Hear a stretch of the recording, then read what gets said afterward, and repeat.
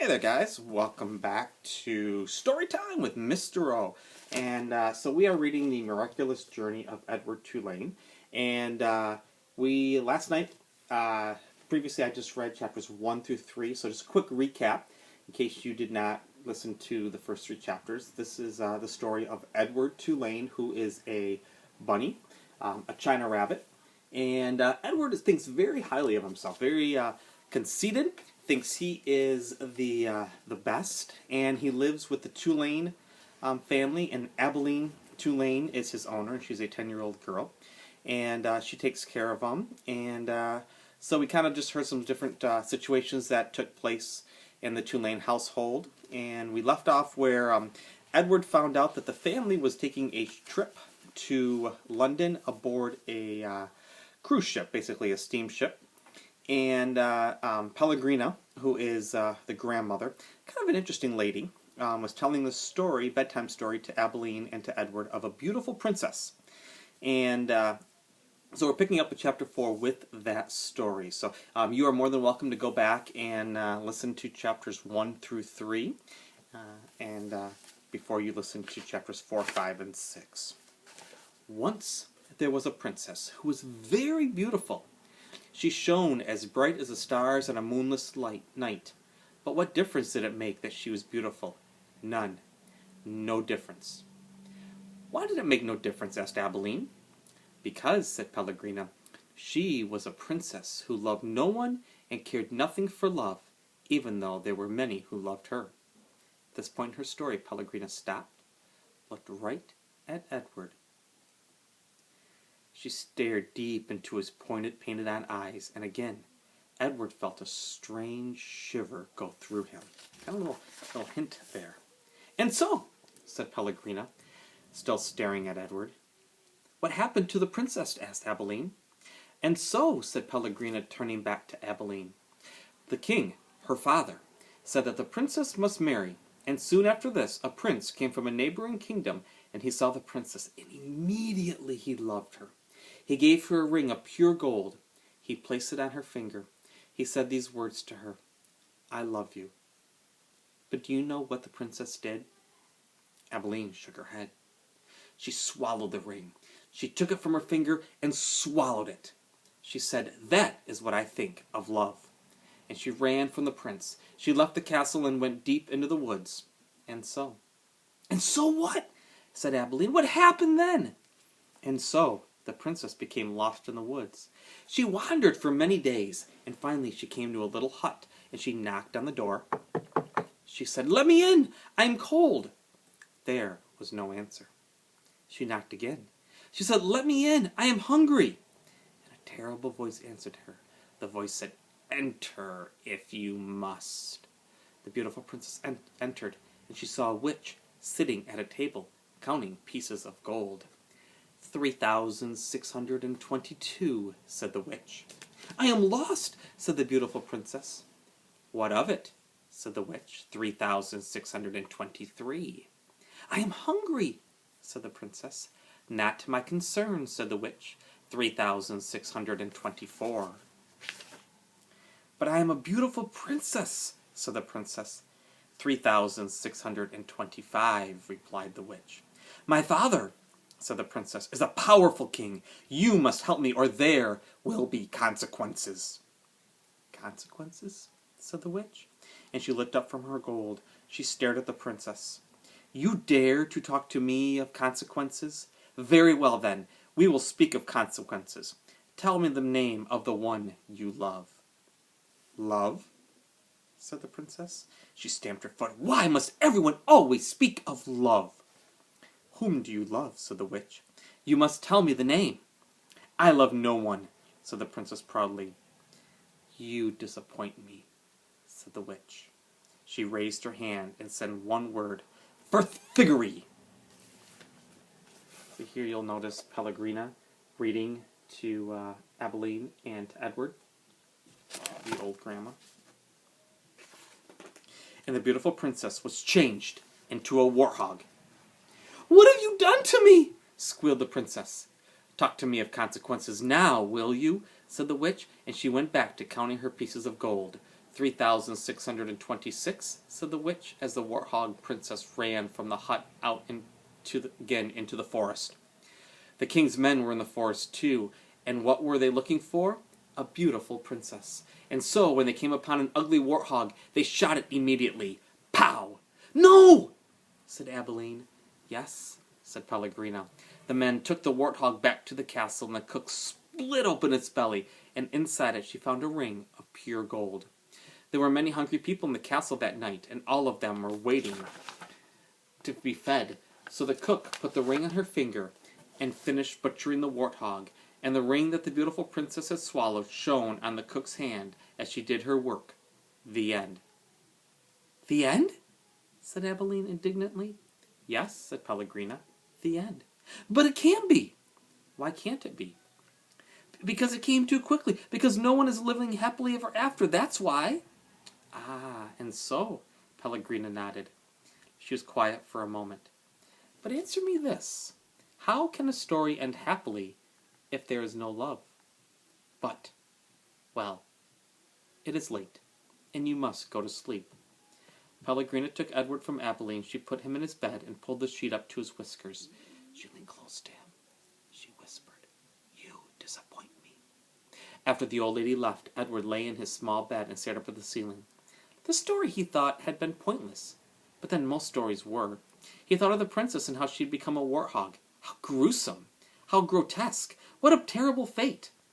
Edward, said Abilene, I love you. I don't care how old I get, I will always love you. Yes, yes, thought Edward. He continued to stare up at the ceiling. He was agitated for some reason that he could not name. He wished that Pellegrina had put him on his side so that he might look at the stars. And then he remembered Pellegrina's description of the beautiful princess. She shone as bright as the stars on a moonless night. And for some reason, Edward felt comfort in these words, and he repeated them to himself. As bright as the stars on a moonless night. As bright as the stars on a moonless night. Over and over until, at last, the first light of dawn appeared. Interesting story. I'm wondering if you're kind of getting the idea that maybe Pellegrina told it for a reason, that maybe the princess and Edward kind of were similar in terms of their feelings of love. Chapter 5. The house on Egypt Street became frantic with activity as the Tulane family prepared for their voyage to England. Edward possessed a small trunk, and Abilene packed it for him, filling it with his finest suits and several of his best hats, and 3 pairs of shoes, all so that he might cut a fine figure in London. Before she placed each outfit in the trunk, she displayed it to him. Do you like this shirt with this suit? She asked him. Or would you like to wear your black derby? You look very handsome in it. Shall we pack it? And then finally, on a bright Saturday morning in May, Edward and Abilene and Mr. and Mrs. Tulane were all on board the ship, standing at the railway. Pellegrina was at the dock. On her head she wore a floppy hat strung around with flowers. She stared straight at Edward. Her dark eyes glowed. Goodbye, Abilene shouted to her grandmother. I love you. And the ship pulled away from the dock. Pellegrina waved to Abilene. Goodbye, lady, she called. Goodbye. And Edward felt something damp in his ears. Abilene's tears, he supposed. He wished that she would not hold him so tight. To be clutched so fiercely often resulted in wrinkled clothing.